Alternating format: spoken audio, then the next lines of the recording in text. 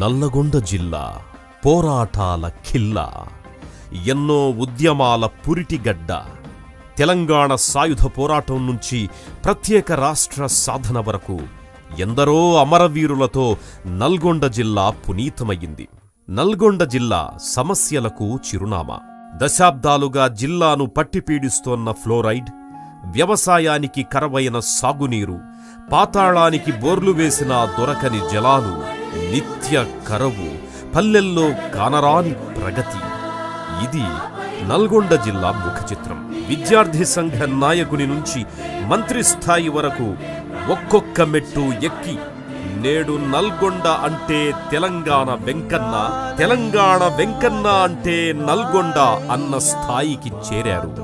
ఆయనే తెలంగాణ రాష్ట్ర సాధనలో, నల్గొండ అభివృద్ధిలో, ప్రజా సమస్యల పోరాటంలో, వాటిని పరిష్కరించే విధానంలో ప్రజల్లో చెరిగిపోని ముద్ర వేసిన కోమటిరెడ్డి వెంకటరెడ్డి. వరుసగా 4 సార్లు 1999, 2004, 2009, 2014 సార్వత్రిక ఎన్నికల్లో ఎమ్మెల్యేగా విజయ దుందుభి మోగించాడు. జనంలో వెంకన్నకున్న ప్రజాదరణకు మంత్రి పదవులు వచ్చివరించాయి.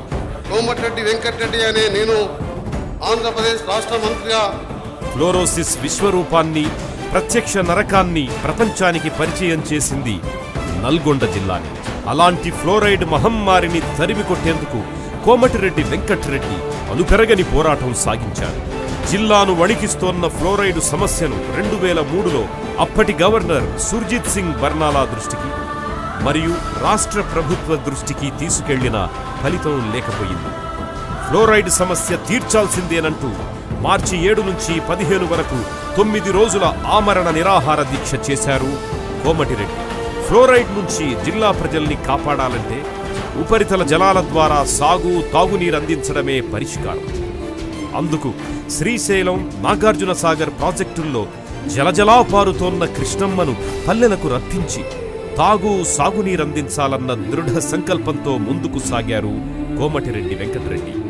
నల్గొండ జిల్లా చిరకాల వాంఛ శ్రీశైలం ఎడమగట్టు కాలువ సొరంగ మార్గం. ఆ పనులను 3000 కోట్లతో ప్రారంభింపజేశారు. 160 కోట్ల రూపాయల నిధులు ఖర్చు చేసి 650కి పైగా గ్రామాలకు కృష్ణా జలాలనందించిన ఘనత ఆయన దీక్ష ఫలితమే. 700 కోట్లతో పాన్గల్ ఉదయ సముద్రం నుంచి బ్రాహ్మణ వెల్లంల ఎత్తిపోతల పథకం ప్రాజెక్టుకి శ్రీకారం చుట్టి పనులు పూర్తి చేసిన ఘనత ఆయన సొంతం. ఎన్నికల వరకే. ఎన్నికలు ముగిశాయంటే అభివృద్ధే నా నినాదం, పదవులు, హోదా అన్నీ నాకు తృణప్రాయం.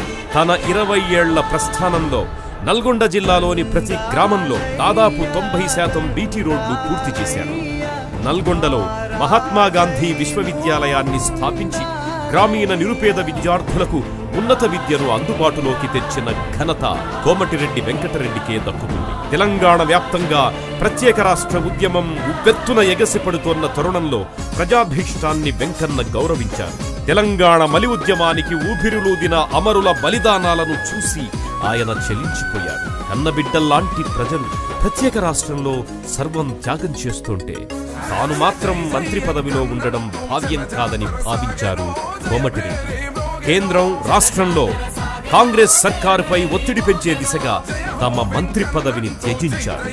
తెలంగాణ సాధనే ధ్యేయంగా నవంబర్ 1న ఆమరణ నిరాహార దీక్ష చేపట్టి నేను సైతం అంటూ ప్రాణత్యాగానికి సిద్ధపడ్డారు.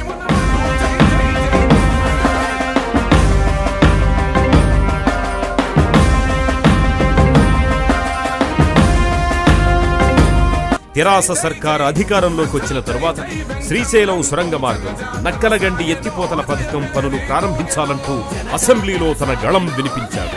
స్పందించిన కేసీఆర్ ఎస్ఎల్బీసీ నక్కలగండి పనులపై ప్రత్యేక సమీక్ష నిర్వహించి ఆ పనులు తక్షణమే చేపట్టాల్సిందిగా ఆదేశించారు.